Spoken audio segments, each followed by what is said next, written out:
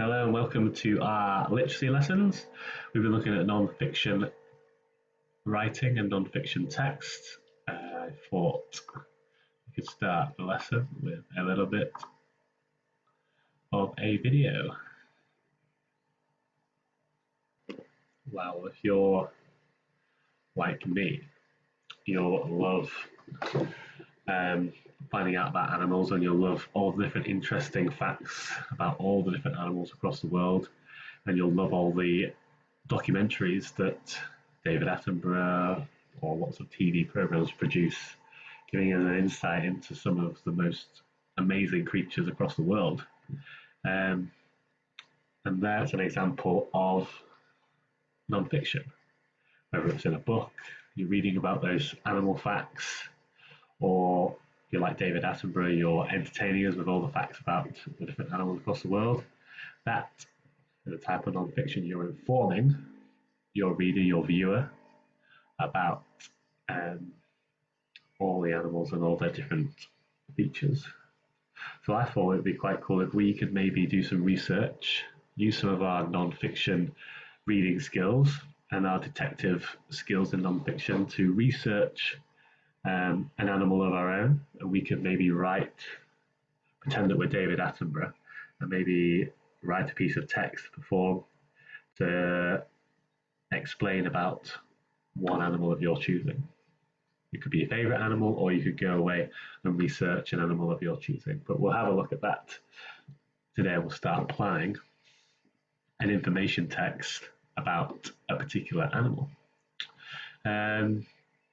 So yeah, these documentaries, these Planet Earths, The Deep, lots and lots of different ones out there. I'm sure you've seen some of them in your time.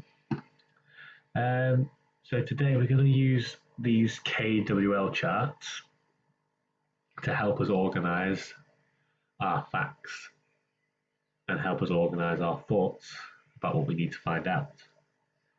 Because the great thing about non-fiction text is that there's usually loads of information about absolutely everything, but as a reader, it's really important that you know what it is you actually need to find out, so that you can just pick out the most interesting things, or you can fill in the gaps where your knowledge is slightly missing. So I've just put here, it's a graphical organizer designed to help you learn non-fiction. It sorts out what you know, what you want to know, and the things that you've learned.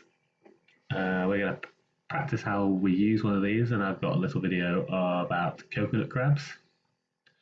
And then I'm going to get you to go away and maybe fill out your own KWL chart,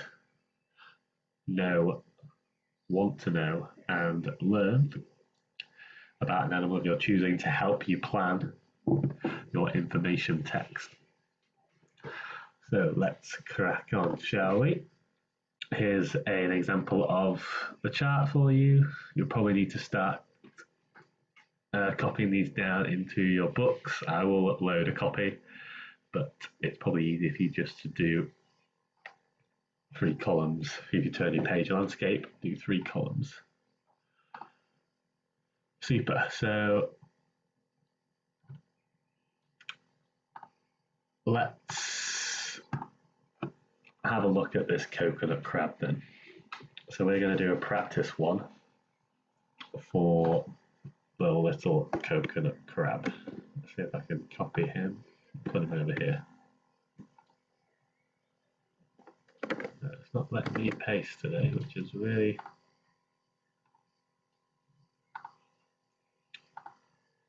frustrating.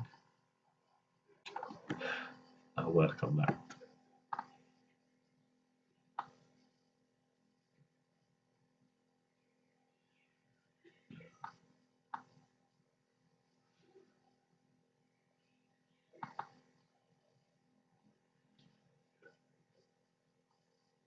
No, it's not working.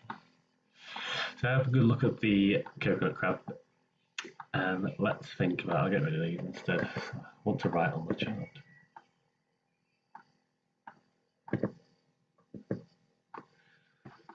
Let's think about how I would fill this in. If somebody asked you to go research or make an information text about the coconut crab. Well, where are you going to start? Well, you might go back to that background knowledge. What do you already know? That will help you when you're finding out facts. It will help you sift out the information that you already do know and really locate the information that you want to know. So some things that come into my head when I'm thinking about this crab. Well, I know that some crabs have a shell. So maybe this is it's got a special type of shell. Maybe something to do with the coconut. I know that some crabs have pincers. I know that crabs also have an exoskeleton. Their structure is on the outside and they break free from that when they need to grow. Again, you might know lots of other things about crabs, and you can write that down, all the things that you know, in that column there. So then you've got to think about the second column. What do I want to know? Why is it called a coconut crab? So I might just put so why a coconut? I'm going to type instead. It's much easier.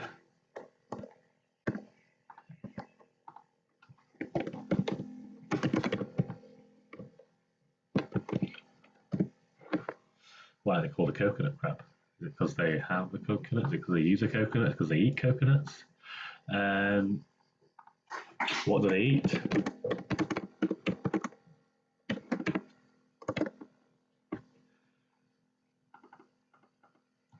Again, I'm asking questions, so I need question marks.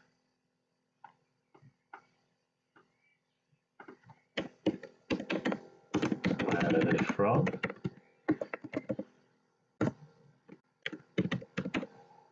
Where do they live? These are some of the questions that pop into mind that I'm probably going to want to find out. And then I'm going to need to go and find somewhere where I can research about the coconut crabs. Now I'm lucky because I've got a special video, if I can find it, all about coconut crabs, and we'll watch that together and see if we can pick out any key facts.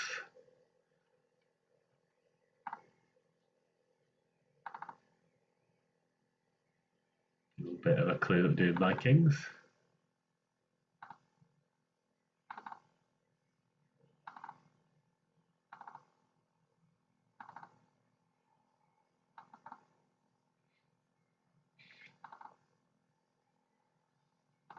Where is that coconut crab? Here we go. Let's have a watch of this video and see if we can pick out any facts or answer any of the questions. Find it is at night among the coconut groves.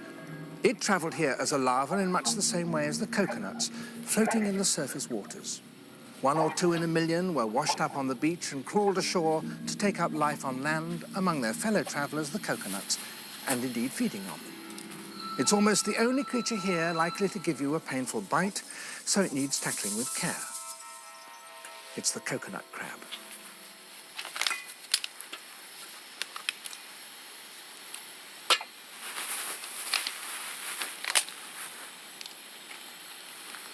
Its legs are so long that it can easily embrace the trunk of a coconut palm, and it has no difficulty at all in clambering up to the top. There, it cuts down the young nuts with its huge pincers and then returns to the ground to feed on the soft white coconut flesh. Crabs as a group are sea-living creatures and breathe in water by means of gills. To breathe in air, the coconut crab has developed large pouches within its shell that have moist linings and can therefore act as simple lungs. But when it breeds, it has to return to the sea. Wow. David Attenborough there, young David Attenborough talking about the coconut crab. So you can go and rewind that if you want to watch it again. He said lots of interesting things about coconuts. I would probably go back and watch that video again and see if you can take any notes about some of the things that we might learn about the coconut crabs. I'm going to move on a little bit because I've written down what he says, and I might use that to help us pick out some of the key information.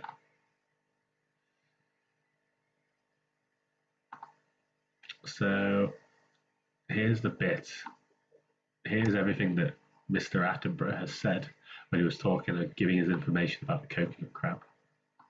So we've got there a land-living animal that lives on land, but also reached here by the sea, so that's where it came from.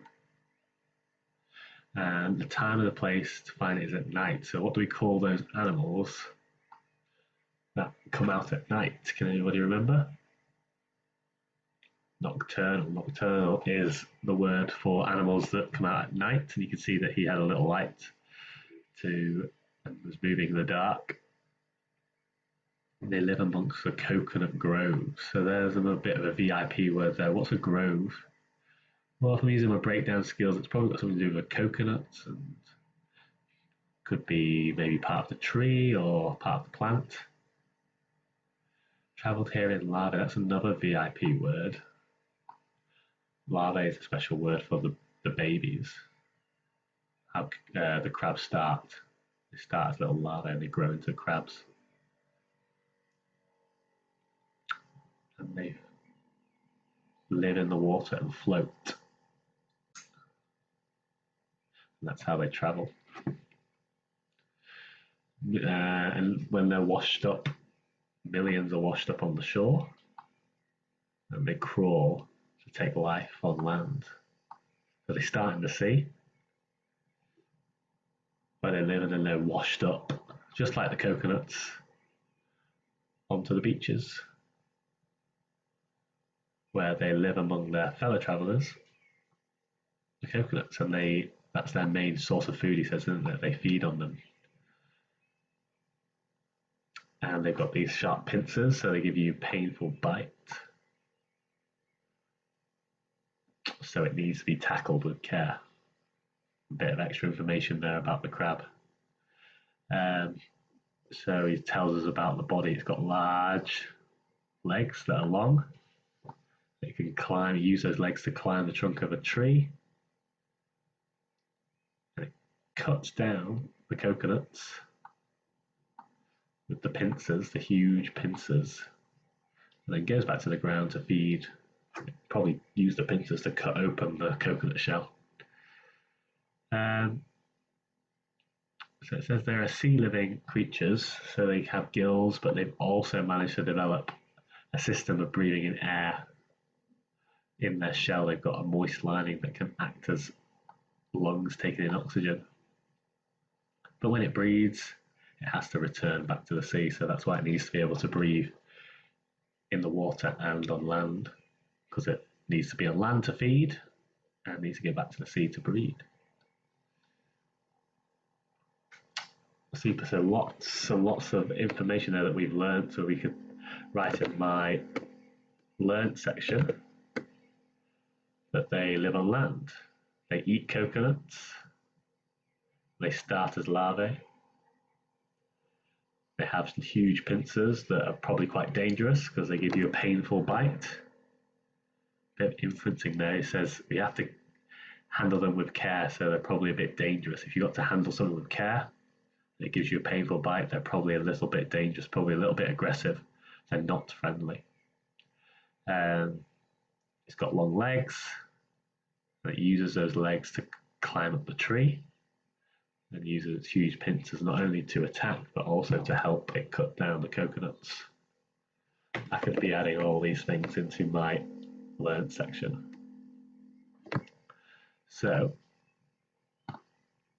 then your task for today, I said today and tomorrow, because it might take you a long time to get all the research that you want to, is make your own KWO chart.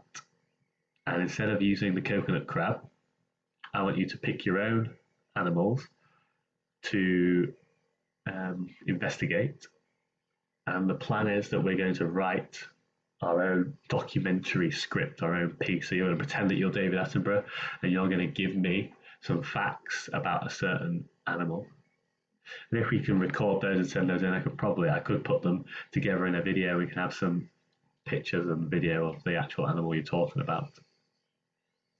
So your task today, your steps to success, to be able to do this as successfully as possible, is you got to pick an animal to document. So don't do the coconut crab. We've done that one together.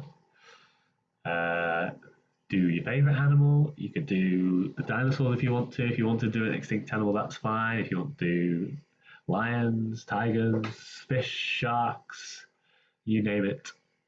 An obscure animal if you want to find out a fact. It does help to choose an animal that you know lots about already, because you want to sound like an expert. You want to sound like you know what you're talking about. And then once you've chosen that animal, start filling out your KWL chart. So start off with all the things that you already know. That way you don't have to reread stuff that you already know. Once you've finished writing all the facts that you already know, think about the questions that you have. Think about what are the things that you'd like to know about that animal.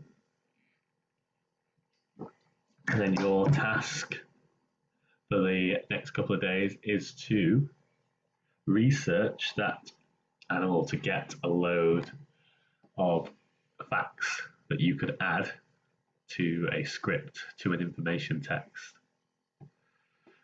So if you complete this first, and I'll complete one, we'll look at how we can turn our notes here into a piece of writing.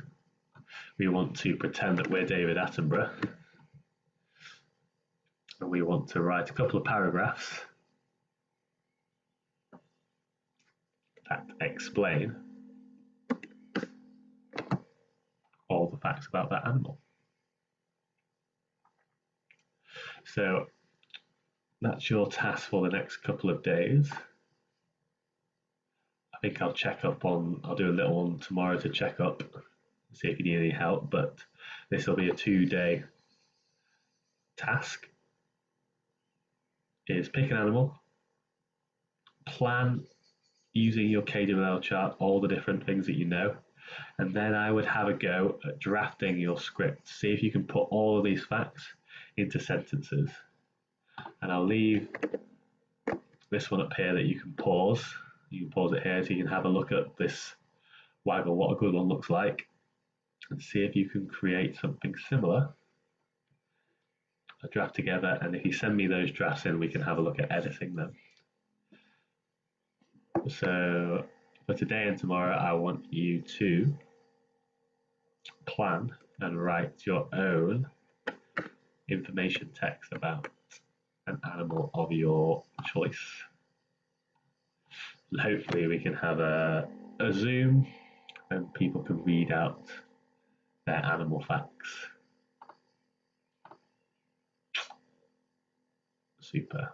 Well, I'll leave you guys to crack on with your research, and I will see you soon. Bye-bye.